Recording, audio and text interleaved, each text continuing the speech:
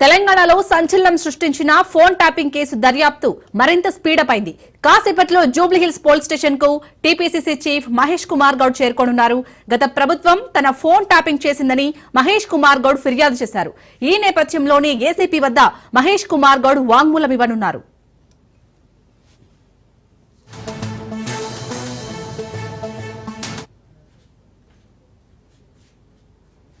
మరోసారి సిట్ విచారణకు హాజరు కానున్నారు ప్రభాకర్ రావు, ఇతర నిందితులు. అలాగే అదే విధంగా ఈ నెల 13న ప్రణీత్ రావును విచారించిన సిట్ అధికారులు రేపు మరోసారి విచారణకు రావాలని ఆదేశించారు. అదేవిధంగా రాధాకిషన్ రావు, తిరుపతనతో పాటు భుజంగరావులు హాజరు కానున్నట్లు సమాచారం. ఇందులో భాగంగా మొత్తం 400 మంది స్టేట్మెంట్లు రికార్డు చేసే యోచనలో ఉన్నారు పోలీసులు. ముఖ్యంగా రాజకీయ నేతలు, సీఎం రేవంత్ కుటుంబ సభ్యులు, ప్రభుత్వ అధికారులు, ప్రైవేట్ వ్యక్తుల నుంచి వివరాలు సేకరించే ప్రయత్నం చేయనున్నారు.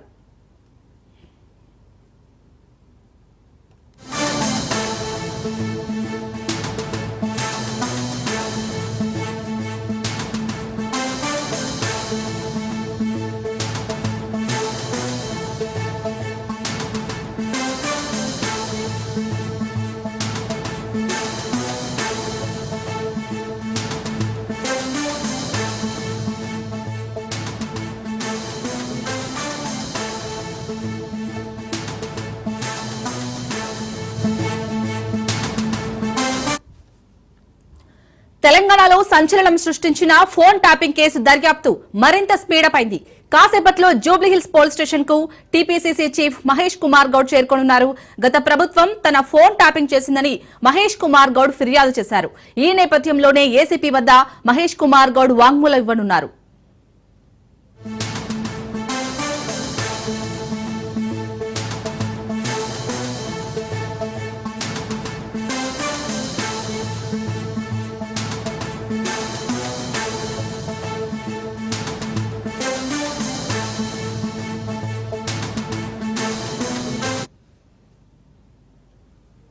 మరోసారి సిట్ విచారణకు హాజరు కానున్నారు ప్రభాకర్ రావు, ఇతర నిందితులు. అదేవిధంగా ఈ నెల 13న ప్రణీత్ రావును విచారించిన సిట్ అధికారులు రేపు మరోసారి విచారణకు రావాలని ఆదేశించారు. అదేవిధంగా రాధాకిషన్ రావు, తిరుపతన్నతో పాటు భుజంగరావులు హాజరు కానున్నట్లు సమాచారం. ఇందులో భాగంగా మొత్తం 400 మంది స్టేట్మెంట్లు రికార్డు చేసే యోచనలో ఉన్నారు పోలీసులు. ముఖ్యంగా రాజకీయ నేతలు, సీఎం రేవంత్ కుటుంబ సభ్యులు, ప్రభుత్వ అధికారులు, ప్రైవేట్ వ్యక్తుల నుంచి వివరాలు సేకరించే ప్రయత్నం చేయనున్నారు.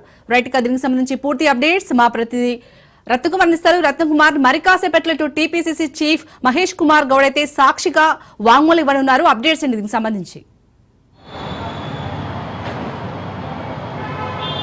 ఇప్పటికే ఫోన్ ట్యాపింగ్ కేసులో నిందితులందరినీ విచారిస్తోంది సిట్ దర్యాప్తు బృందం. జూబ్లీహిల్స్ పోలీస్ స్టేషన్ వేదికగా జరుగుతున్నటువంటి యొక్క విచారణలో భాగంగానే A1 దగ్గర నుంచి ఇప్పటి వరకు కేసులు నమోదైనటువంటి అందరి వ్యక్తులను కూడా విచారణ కొనసాగిస్తుంది. అయితే గతంలో ఈ కేసులో మొట్టమొదటిసారి అరెస్ట్ అయినటువంటి ప్రణీత్ రావు దగ్గర నుంచి ఆ తర్వాత భుజంగరావు, తిరుపతన్న, రాధాకిషన్ రావు వరుసగా కింది స్థాయి సిబ్బంది ఎస్ఐబిలో పనిచేసినటువంటి అధికారులందరినీ కూడా విచారణ చేసిన తర్వాత ప్రభాకర్ రావును పట్టుకునేందుకు కొన్ని సంవత్సరాల సమయం పట్టింది. ఎట్టకేలకు ఆయన ఇండియా వచ్చి ఇప్పటికే 3 సార్లు విచారణలో పాల్గొన్నారు. 3 సార్లు అసలు జరిగినటువంటి విచారణ మొత్తానికి సంబంధించినటువంటి ఎప్పుడైతే గతంలో కస్టడీ విచారణలో భాగంగా కింది స్థాయి అధికారులు నిందితులుగా ఉండి ఇచ్చినటువంటి స్టేట్మెంట్లను ఆధారం చేసుకుని ప్రభాకర్ రావును ప్రశ్నించడం జరిగింది. ఫోన్ ట్యాపింగ్ కేసులో అనేక కీలక విషయాలను కూడా తెలుసుకున్నారు.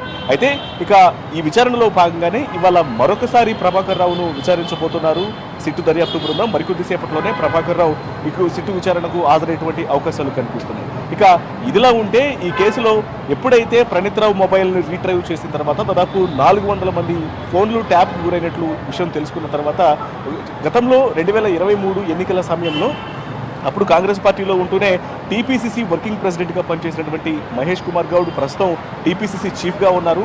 ఆయన గత ప్రభుత్వం తమ యొక్క ఫోన్లను ట్యాప్ చేయించింది. అప్పుడు ఎస్ఐబిలో ఉన్నటువంటి అధికారులు గత ప్రభుత్వ పెద్దల యొక్క సహకారంతోనే వారి యొక్క ఆదేశాల ప్రకారం తన ఫోన్ను ట్యాప్ చేశారనేటువంటి విషయాలను సిట్టు దర్యాప్తు బృందానికి తెలియజేశారు.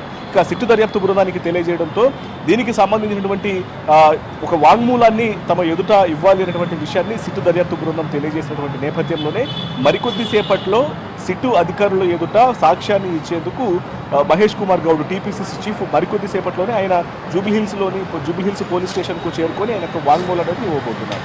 ఇక ఇదిలా ఉంటే మరోవైపు గద్వాల మాజీ జెడ్పీ చైర్పర్సన్గా పనిచేసినటువంటి సరిత అనేటువంటి మహిళ సైతం తన ఫోన్ కూడా ట్యాప్ గురైనటువంటి విషయాన్ని తెలియజేసింది కాబట్టి ఆమె యొక్క ఒక సాక్ష్యాన్ని కూడా తీసుకునేందుకు ఇటు సిట్టు దర్యాప్తు బృందం ముందుకు వచ్చింది. ఆమె సైతం మరికొద్ది సేపట్లోనే సిట్టు అధికారుల దగ్గరకు వచ్చి ఆమె యొక్క వాంగ్మూలాన్ని ఇచ్చినటువంటి అవకాశాలు ఉన్నాయి. ఎందుకంటే మొత్తం 400 మంది ఫోన్లు ట్యాప్కు గురైనటువంటి విషయాన్ని కేవలం ప్రణీత్రావు మొబైల్లోనే ఐడెంటిఫై చేసిన తర్వాత అసలు మొత్తం ఎంతమంది ఫోన్లు ట్యాప్కు గురైనటువంటి పూర్తి వివరాలు తెలుసుకోవాల్సినటువంటి అవసరం ఉంది.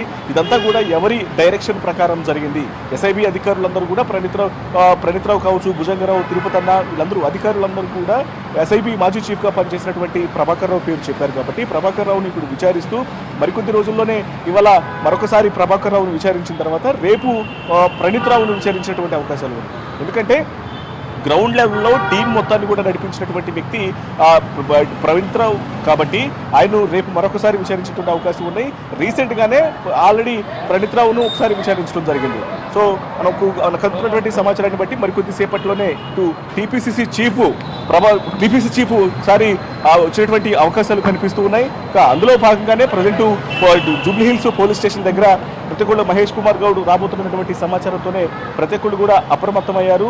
ఏ క్షణమైనా సరే మహేష్ కుమార్ గౌడ్ టీపీసీ చీఫ్ ఇక్కడికి చేరుకొని ఆయన యొక్క స్టేట్మెంట్ను ఇటు పోలీసులు ఎదుట ఉంచబోతున్నారు. ఇక ఆయనతో పాటు మరోవైపు గద్వాల మాజీ జడ్పీ చైర్పర్సన్గా పనిచేసినటువంటి సరిత అనేటువంటి మహిళ సైతం చేరుకొని ఆమె యొక్క వాంగ్మూలం కూడా ఇవ్వబోతోంది.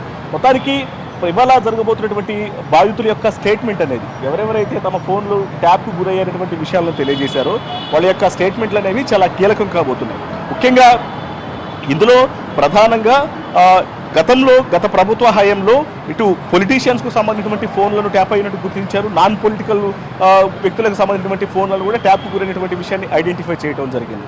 సో మొత్తం వీరి యొక్క ఫోన్లన్నీ కూడా ట్యాప్కు గురైనటువంటి విషయం వెలుగులోకి వచ్చిన తర్వాత సో వీళ్ళందరినీ కూడా స్టేట్మెంట్లు రికార్డ్ చేసేందుకు దర్యాప్తు బృందం అప్రమత్తమైంది. సో ఇక అందులో భాగంగానే పూర్తిగా యొక్క స్టేట్మెంట్లకు సంబంధించి ఎవరెవరి ఫోన్లు అయితే ట్యాప్ అవడం జరిగిందో వారి యొక్క స్టేట్మెంట్లను కూడా రికార్డ్ చేసి వారిని దర్యాప్తు బృందం ఎప్పుడైతే మహేష్ కుమార్ గౌడ్ తన యొక్క ఫోన్ ట్యాప్కు గురైనటువంటి విషయాన్ని తెలియజేశారో ఖచ్చితంగా విచారణ బృందానికి సహకరిస్తూ వచ్చి వాంగ్మూలాన్ని తెలియజేయాలన్నటువంటి విషయం తెలియజేసిన తర్వాత ఆయన ఇప్పుడు జూబ్లీ హిల్స్ పిఎస్కు వచ్చి సిట్ అధికారుల ఎదుట తన యొక్క వాంగ్మూలాన్ని ఇవ్వబోతున్నారు. అలాగే వరుసగా అందరికీ సంబంధించి ఎవరెవరు బాధితులు ఉన్నారో వాళ్ళ ఫోన్లని ట్యాప్కు గురైనటువంటి విషయాన్ని కన్ఫర్మేషన్ చేసుకొని వాళ్ళందరినీ కూడా విచారించబోతోంది దర్యాప్తు బృందం. ఇంకా మరికొద్ది సేపట్లోనే ఇటు మహేష్ కుమార్ గౌడ్తో పాటు సరిత అనేటువంటి మహిళ ఇద్దరు కూడా విచారణలో పాల్గొనబోతున్నారు. పిలిచినటువంటి స్టేట్మెంట్ల ఆధారంగా ఇంకా ఎవరి పాత్ర ఉందనేది కూడా తెలుసుకునేటువంటి అవకాశాలు ఉన్నాయి. మొత్తం ఎంతమంది బాధితులు కేవలం ఒక ప్రణీత్రావు మొబైల్లోనే 400 మంది ఫోన్లు ట్యాప్ అయినటువంటి విషయాన్ని ఐడెంటిఫై చేశారు కాబట్టి వీరు కాకుండా ఇంకెవరైనా ఉన్నారా లేకపోతే అసలు ప్రధానంగా ఉన్నటువంటి వ్యక్తులు ఎవరనేది కూడా పూర్తిగా తెలుసుకునేటువంటి అవకాశాలు ఉన్నాయి.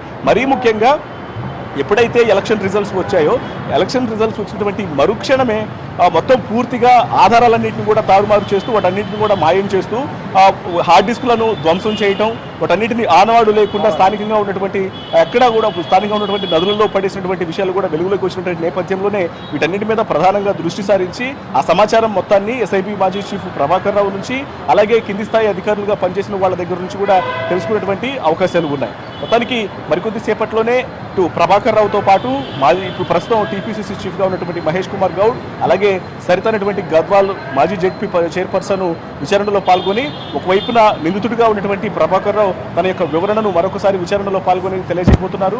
అలాగే మహేష్ కుమార్ గౌడ్తో పాటు సరిత అనేటువంటి మహిళ ఇద్దరు కూడా ఏ రకంగా తమ ఫోన్లు ట్యాప్ గురైనటువంటి విషయాలకు సంబంధించినటువంటి ఎవిడెన్స్ను సిట్టు దర్యాప్తు బృందం ముందు ఉంచబోతోంది. Right, thank you Ratnakumar.